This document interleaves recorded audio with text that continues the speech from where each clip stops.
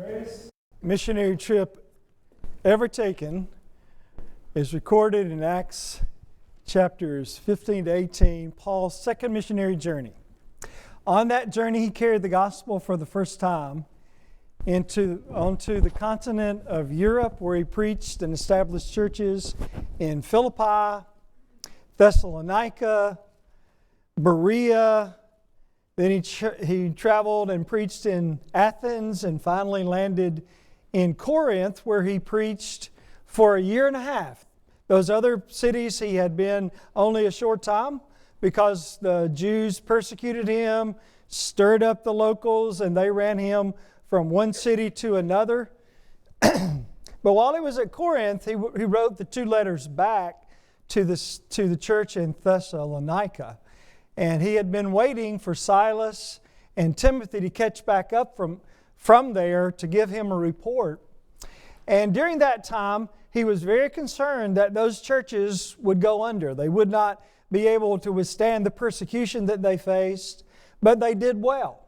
In fact, he was overjoyed when he got the letter back or the report back from Timothy that they were standing up for the faith. They were growing, and they had some things they needed to work on, but they were still faithful. Now, some time had passed. Paul went back to Jerusalem. He's on the third missionary journey. The second one was AD 51 to 54. The third missionary journey probably about 55 to 57. So on the heels of the first one, or on the second one. The third one's on the heels of the second one. And he's back in the same area, at least for a little while. He's traveled through Asia Minor. He's traveled across the Aegean Sea. He's back in the area of Macedonia, which is northern Greece. And now he's about to go down into southern Greece, which is Achaia, where Corinth is. Now, one of the things that when the apostles gave Barnabas and Saul or Paul the right hands of fellowship, among other things, they said, remember the poor. And Paul said, which we also were forward to do. They were excited. They were eager to do that. And so now Paul is making good on that promise because he left in Jerusalem very poor Christians. They were struggling. And he's going to the Gentile churches and he's asking them to make a contribution so that they can carry money back. He can carry the money back to these poor saints at the mother church, we might say, the original congregation in Jerusalem. And he's going to show them that the Gentiles love them even though they've never met any of those Jewish Christians in Palestine. They still are concerned and care about them. Now, Paul had sent Titus over to Corinth earlier on this journey. And 1 Corinthians 16, 1-4 says that these Christians in Corinth were ready to give. They had promised to give. And Paul had gone to the churches in Macedonia and he said, Corinth or Achaia is ready to give. They've been ready for a year. He had used them as a way to encourage the Christians in Macedonia to give. We already have them on board, so you get on board too. That's 2 Corinthians 9:2, where he says, your zeal has provoked very many. But he began to second guess himself a little bit because he's about to go back to Corinth and he's thinking, I hope they have the money. I hope they didn't spend it. Or I hope they didn't change their minds. So he says in this letter, and this is the letter he sent just before 2 Corinthians 8 is where we are tonight. So he sent this letter ahead of his journey to say, lest we're embarrassed, not to say that you're embarrassed if we get there and you don't have any money, because he was traveling with a contingency or group of other brothers, many preachers, traveling companions of Paul. Some of them were from Macedonia. And he was going to be embarrassed if he had found out that after I told the brethren that you were ready to give and you don't have anything to give. So he's making sure that doesn't happen. 2 Corinthians 8 and 9 are the chapters where he makes his appeal to them to give. Now, what we're going to see in... Can we switch over to the mirror? We can. I can do this from memory, but I wanted to put it on the screen so that you could make the notes if you want to, because there's a lot of detail. What we're going to do while they're putting on the screen, if they can, This is a Swiss Army knife sermon. We're going to have 5 sermons in one if we can get through it. And what we're going to do is approach this passage from different perspectives. And each one of them has merit. We'll have to go fast, but we will make the applications as we go. All right, I'm going to dive in. If we can get on the board, it'll be on the board. If not, we'll just do it from memory, and you have to write fast. All right, here we go. Let's look at it first from verse. Let's look at our key verse, verse 8, to read this and analyze it, and then we will move on into the development of the text. Verse 8, I speak not by commandment, Paul says. That is, I'm not going to command you to make this offering, because I don't want it to be you responding to a command, but you doing it willingly. So that's what the first part of verse 8 means. But by occasion of the forwardness of others. That is, the churches in Macedonia have been generous and giving, and they've set a good example. So he's playing this both ways. He used the church in Corinth as an example to the churches in Macedonia, and now he's used the churches in Macedonia as an example to the church in Corinth, and he's saying both of you are doing good. And it's almost like he's saying you don't want to be embarrassed by not giving after they've given so well, so when I get there, be sure to be ready to give. The last part of verse 8 is the assignment. And to prove the sincerity of your love. Prove there is test. And sincerity is a word, could be translated genuineness. It literally means legitimate, as in a legitimate birth, contrasted with an illegitimate birth. So what he's saying is prove the legitimacy of your claim to be Christians or your claim to be generous givers. Show it. Now, if you wanted to analyze the character of a person, there are different ways to do that, but maybe one of the most accurate would be to look at the debit card records of that person. You know, look at your debit card expenses or debits and see where did the money go. If you have a person who spends a lot of money on books, you're going to know that that's probably a student at Memphis School of Preaching. Or somebody that loves to learn, right? If someone spends money on guns and hunting gear, you're going to say, well, there's a collector or there's someone who enjoys hunting. If someone has all these expenditures for experiences and pleasures, you're going to say, that person is a pleasure seeker. Someone who gives a lot to missions, there's someone who's a Christian. So we can tell a lot about ourselves by where we choose to spend our money. So that's how we show our character, our love. You could say that we prove the sincerity of our love in 3 ways: by attention, affection, and sacrifice. If you have love for someone, you have time for them. You have time to give them attention. You listen. You think about how to compliment them. Maybe you buy some small trinkets or large gifts, and you show affection, number 2. So that's how we show love. Number 3 is by sacrifice, and perhaps that's the best one. Because for a person to give up what they value to benefit someone else is a sign of love. That sacrifice shows that my love for you is greater than my love for the thing that I'm giving up so that you can have this. Now that's what he's saying to the church in Corinth. He's saying, prove your love. You've said it, but now show it. You said you would give, but let's see the proof of the giving by the actual following through of the sacrifice or of the gift. Now, if you wanted to look at this text in different ways, how to prove love? Love is proved. And you might not be able to read that from where you are. You might not be able to read the handwriting if you were close to it, but maybe you could see some of it. But let me go through you have 4 points in each of these sermons, and each one builds on the others. So you can read that. I'm going to start on the left-hand side and give, this is the key to interpreting this. Let's see. This is the legend for the map.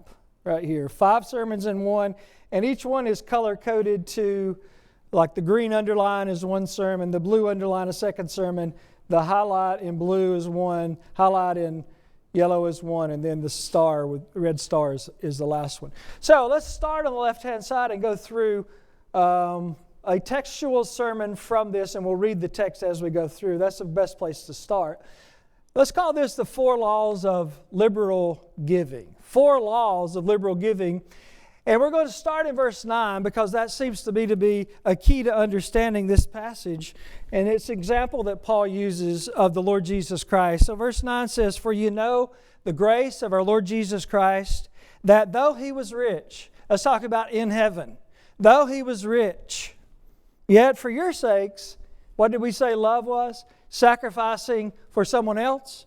So you have Jesus saying, I love those people who don't even love me yet, Romans 5, 8, and 9, but I love them enough.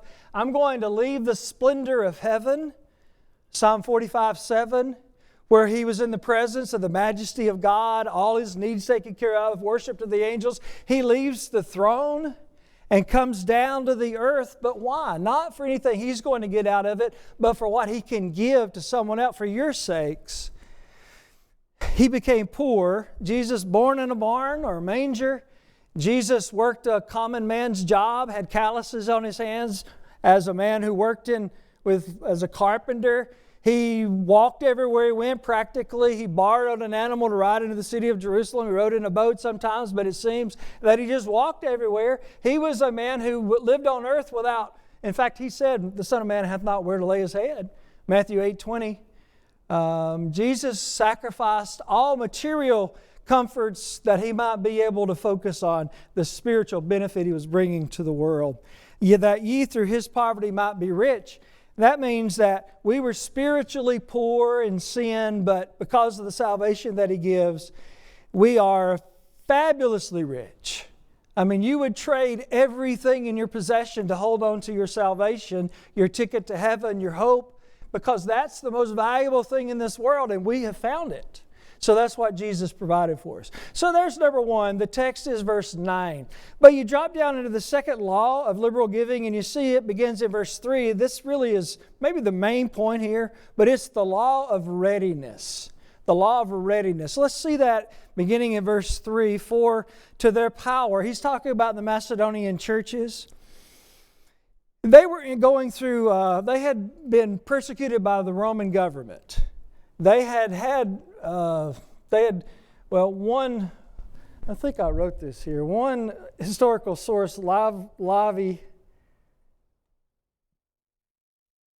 said they had, it's on here somewhere and you might see it, but said that the Romans had lacerated the Macedonians. So they had really gone through a tough time. So they didn't have very many riches. But Paul was so impressed, even though he would not have pressed for much from them because of their circumstances, they pressed him to take it. They said, take this gift. We want you to have it. So they gave very generously. And that's what Paul is saying in verse 3. Beyond their power, they were willing of themselves, praying us with much entreaty. That's the part about, here, take this, please. We want you to have this. With much entreaty, verse 5, this they did not as we hoped, but first gave their own selves to the Lord and us by the will of God. Drop down to verse 11, and we see Paul making the same point now by precept. In verse 11, he says, now therefore perform the doing of it. That is, you said you would give, now give, perform it.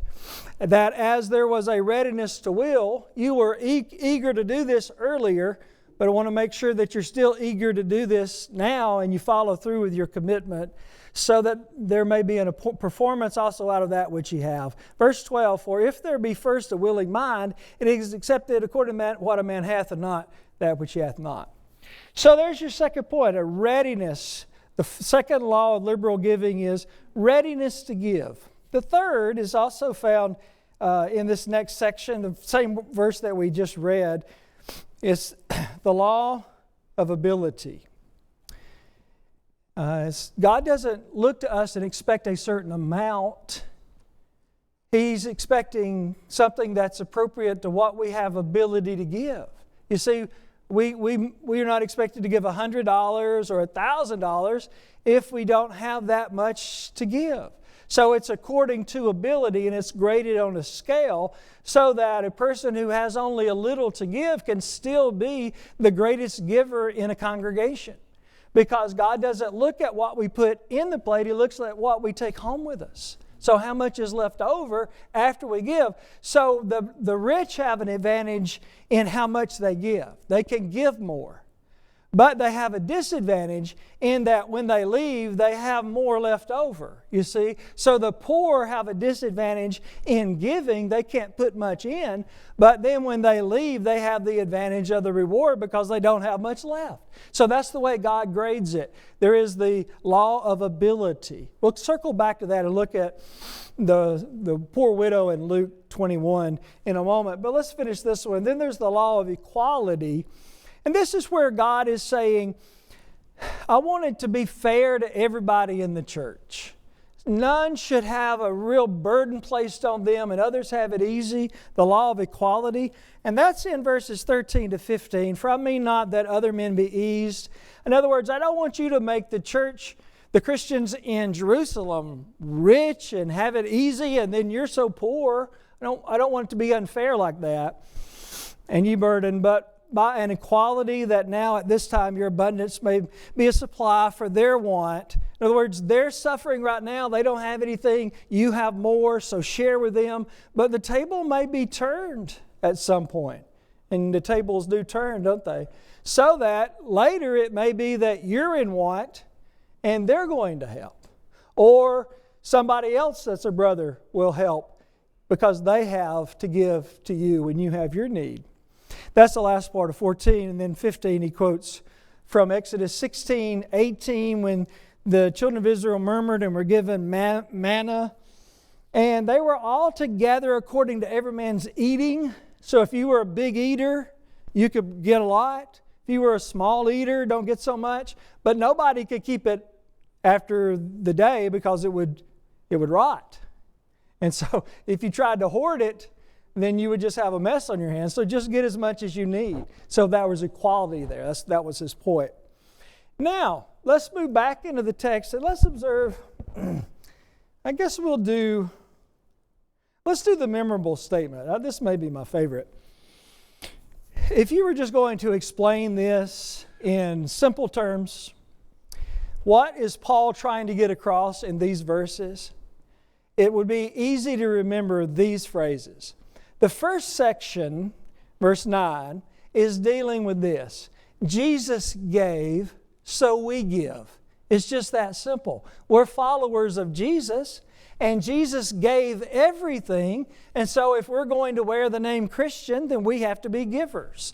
That follows logically, it follows scripturally, and it follows from a spiritual development. Jesus is trying to help us become what He was, and our giving helps us to overcome our selfishness and become generous as He was. We become more like Him.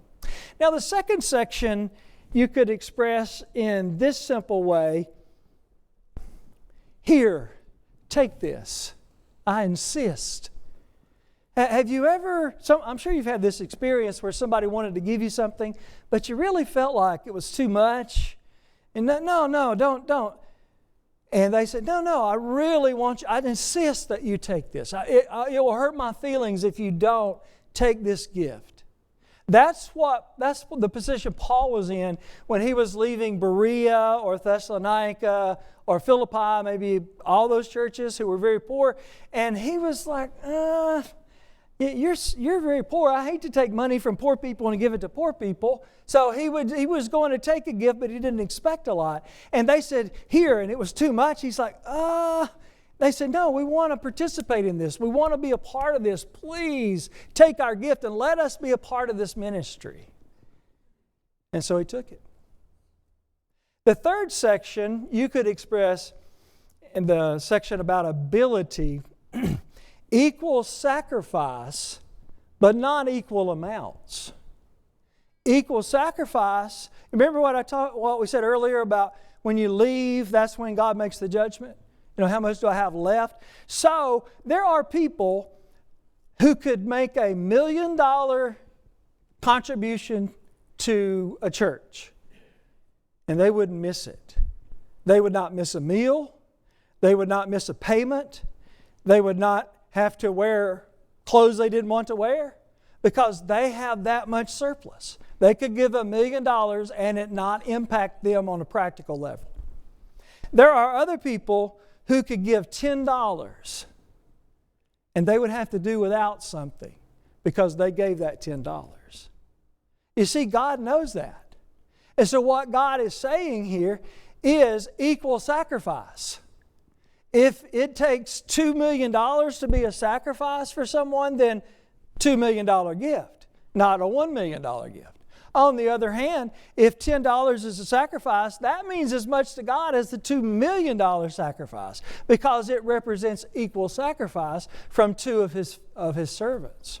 That's what that section is saying in plain or simple terms. And then the last section, you have the section on equality.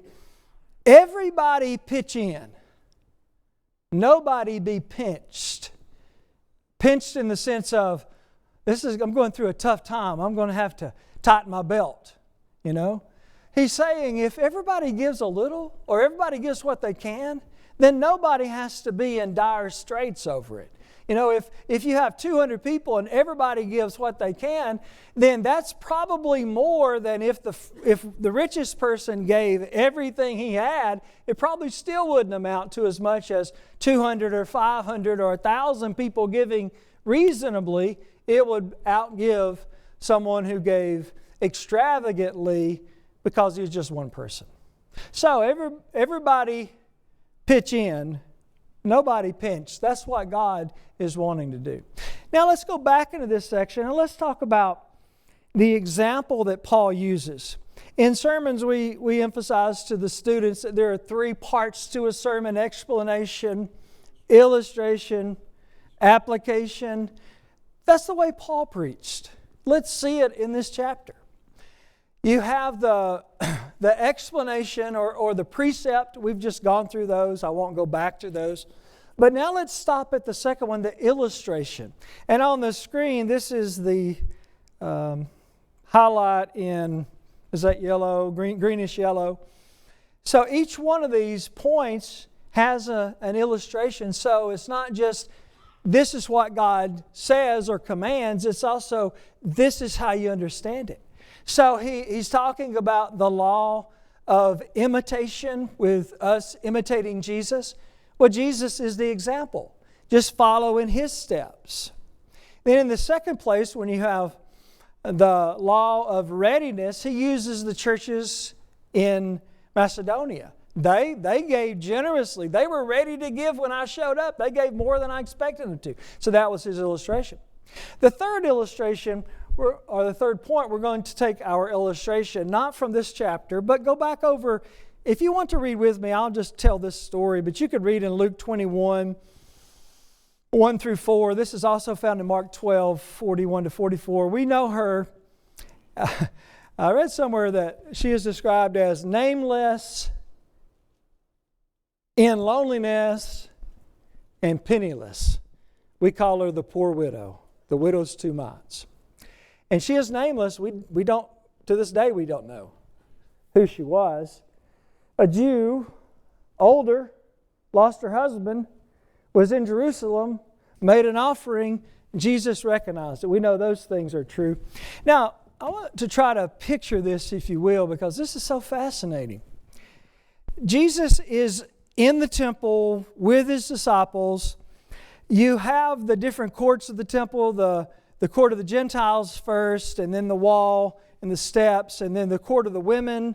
The Gentiles could not go to the court of the women. Each one was progressively more exclusive. So everybody could go to the court of the Gentiles, men, women, Jews, Gentiles. But Gentiles had to stay out of the court of the women, but men could go there. It was called court of the women because that's as far as they could go. And it was in this court, along one wall, that they had what they called the trumpets. They were shaped like trumpets, small at the top and open at the bottom, made of metal.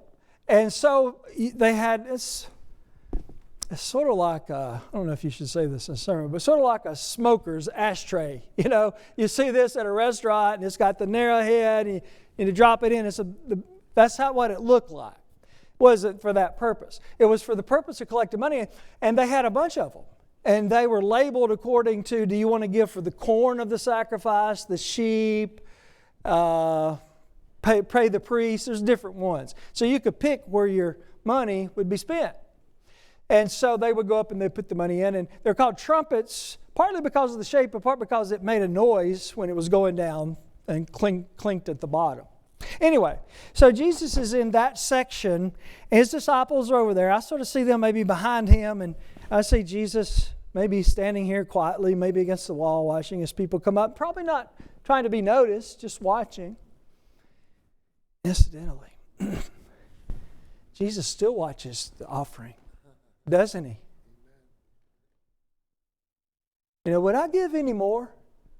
This is extra. It's not on the sheet. It's not on the screen. This is extra. Would I give any more if Jesus passed the plate himself? If his hand took it from mine? I shouldn't. It's the same thing, isn't it? Because he is taking it. I am giving it to him. But anyway, he's watching. And there's this woman. I don't know, but I think she might have been bent over a little bit. Maybe she's on a cane. I don't know her age. She's a widow. That might indicate her age. And so I see her walking up. Maybe nobody else really noticed her. And maybe she's a little slow. But she gets out her money. A lepton, L-E-P-T-O-N, smallest Jewish coin.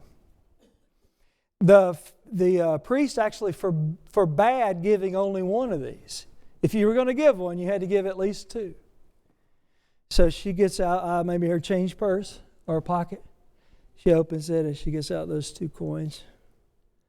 Maybe she's shaking a little bit, but she gets it. She drops one in and then the other. Then she starts to walk off.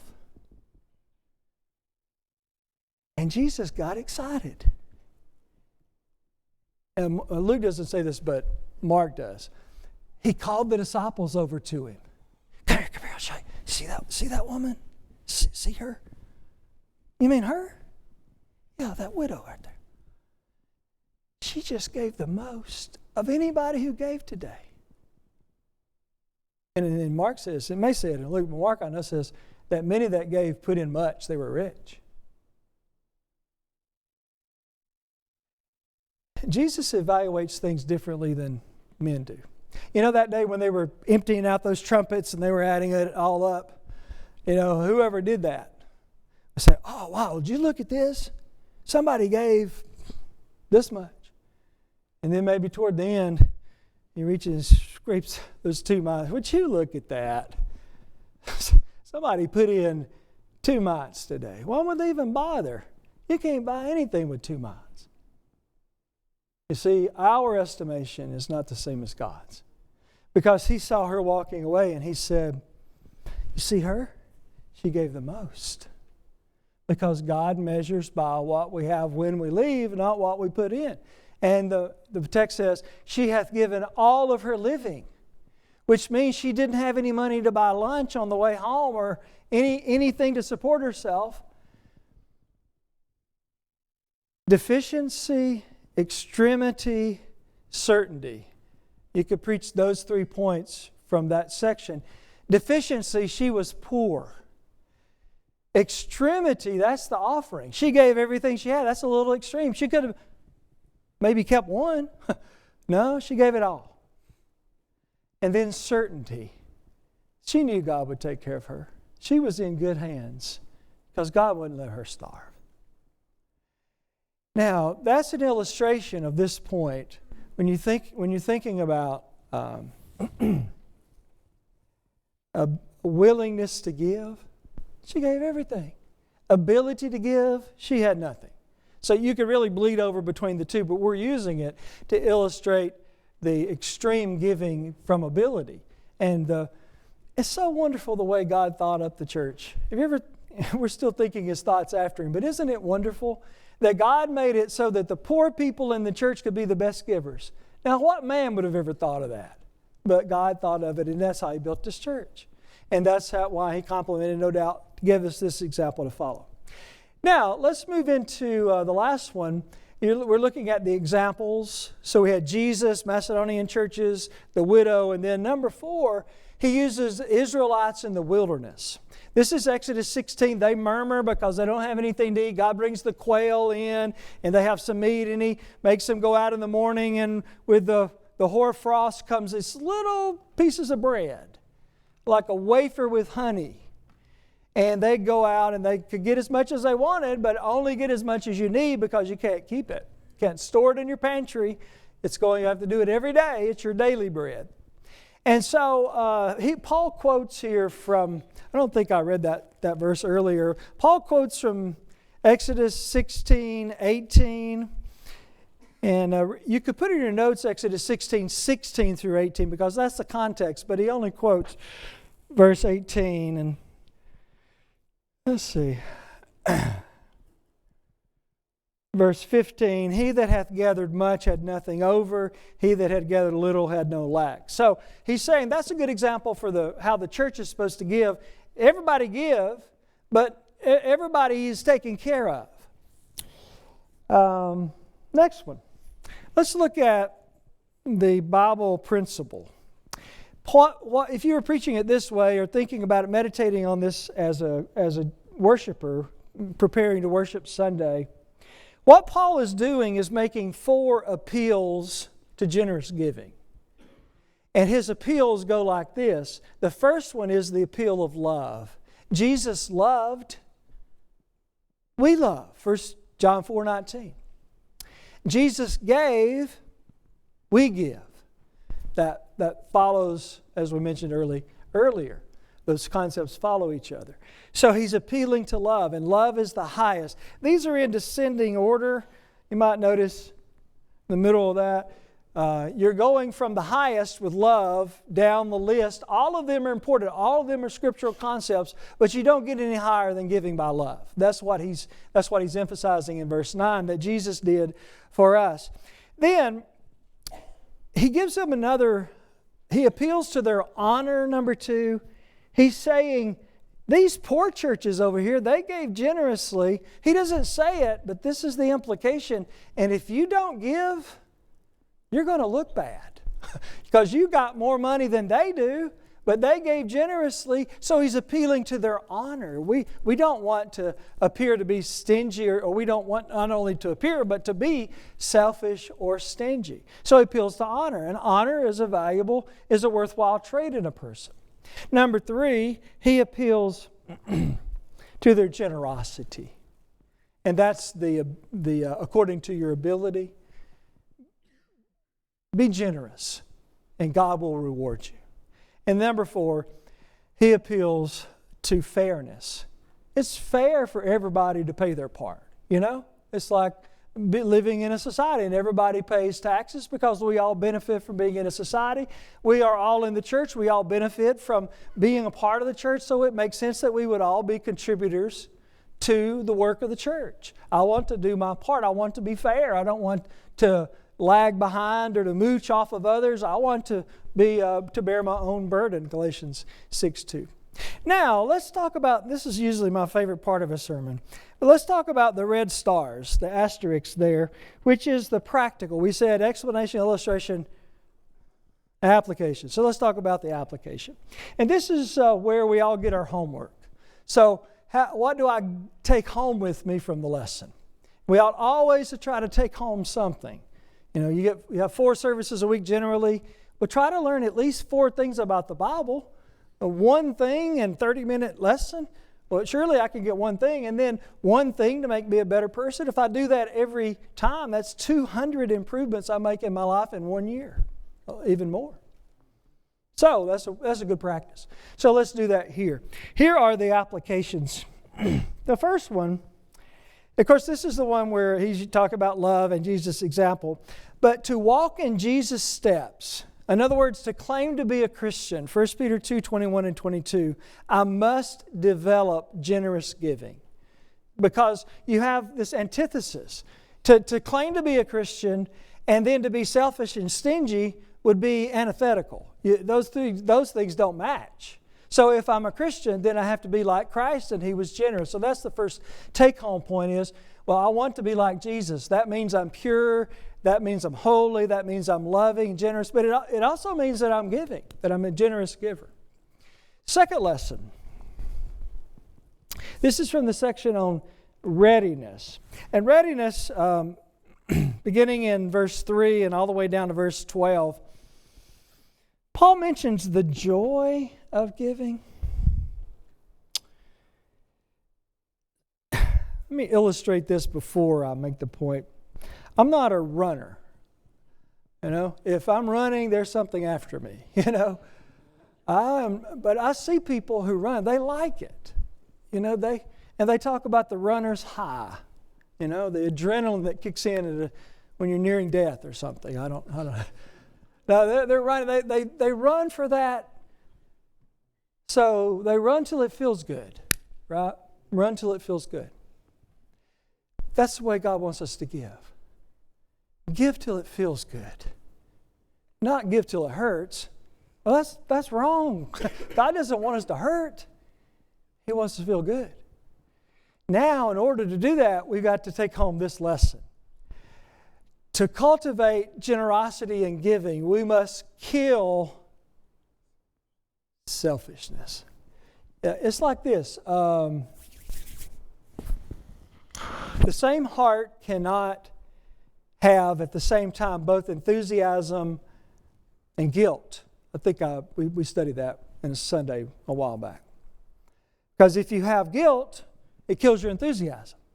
So you got to get rid of your guilt and then your enthusiasm, like a fire with a wet blanket. It's not going to do well until you get rid of what's keeping it from growing. Same thing is true with giving. If I'm selfish, every time I give, I'm going to hate it. It's going to be painful. But if I have killed selfishness, and Jesus tells us to do that, even before we become Christians, if anyone will come after me, let him deny himself, take up the cross, and follow me. Luke 9:23. So the first thing that we must do is deny self. That self and selfishness, those things are the same concept. So deny self. Let's move on. Number 3. And these are the take-home points. These last two are my favorite. So with ability, let's say it this way. Remember, God gives us extra so that we can experience the joy of giving. Are you familiar with that? Ephesians 4:28, let him that stole steal no more, but rather let him labor with his hands, that he may have to give to him that needeth. So the way God set it up is I'm going to give you enough to take care of your needs and your family, but I'm going to give you a little extra so you can give to the people that need help. So that's how we get the joy. So now I can spend the part I was supposed to help people with. A lot of people do that. They're selfish and they just spend. They come in Sunday and say, I got no money. Well, I've got to set my priorities before I get there. I can't buy so many things, get so many bills, and I don't have anything to give the Lord. Well, I don't want to be that person. So I have to control myself, and then I have money to give. But anyway, that point, just think about what every penny that I have, God gave me. So how does God want me to spend the money? Does He want me to buy food for my family? Yeah. Clothes? Yeah. House? Yeah. Car? Yeah. All the things that are necessary. But part of that money He gave me to give to the Lord. And part of that money He gave me to help people with. Now, I don't want to take the money He gave me to give to the Lord and buy a boat with it. I don't want to take the part that God gave me to help the poor people and use it on some frivolous thing that didn't really matter and I didn't get that much benefit out of anyway, but that's what a lot of people do. Then the last point. This is on the equality. But what if you mess up? That's the wrong way to say that. But what if you give too much? It's like, I love to give and I just give, but now, oh boy, I don't know. Poor widow is a good example of that.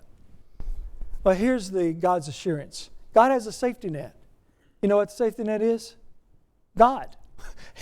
Here's the point. God gives back if we give too much. You can't outgive God. So you give too much, and God says, oh, you go. If somebody did that Sunday, they accidentally, in fact, I did that one time, I think here.